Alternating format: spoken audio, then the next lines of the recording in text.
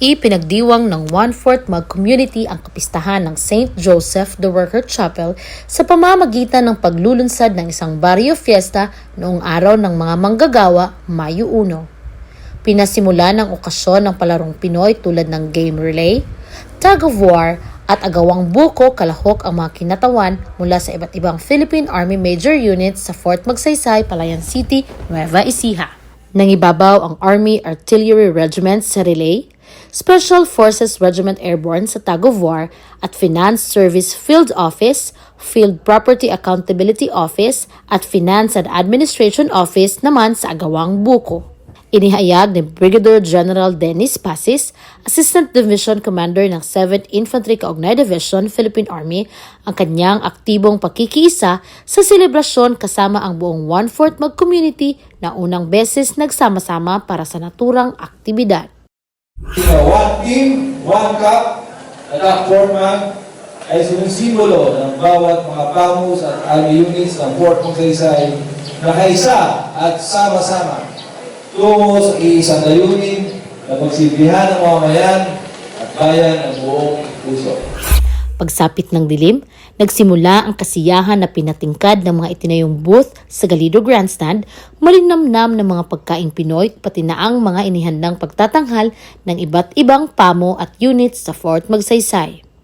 Mula sa mga barot saya, terno hanggang sa mga moderno at makulay na Filipiniana, nagniningning ang ganda ng kulturang Pilipino buong magdamag. Sinabi ng Commander ng Installation Management Command Philippine Army na si Major General Domingo Gubay na ito ay pagpapakita ng mayamang kultura at pagkakaisang taglay ng 1/4 Mag Community para sa adhikain nitong kaunlaran at kapayapaan sa nasasakupan.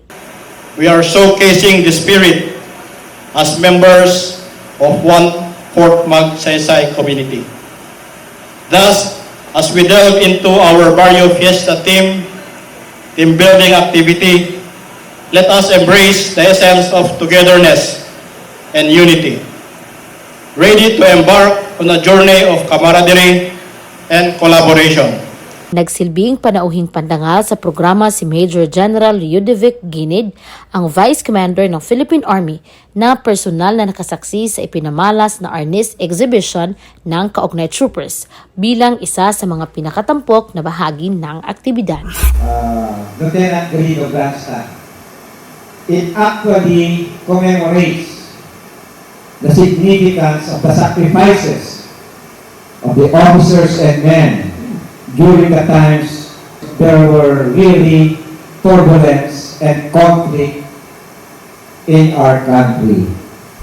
Kabilang sa mga pamo na nakisaya sa Barrio Fiesta ang Installation Management Command, 7th Infantry Kaugnay Division, Special Operations Command AFP, Army Artillery Regiment, Special Force Regiment Airborne, Light Reaction Regiment, 1st Brigade Combat Team, 1st Forward Service Support Unit, 7th Signal Battalion, Maneuver Center Training and Doctrine Command, Finance Service Field Office, Field Property and Accountability Office, at Finance and Administration Office. Mula dito sa Galido Grandstand, Fort Magsaysay, Palayan City, Nueva Ecija, ako si Hani Medina, ang inyong kaugnay.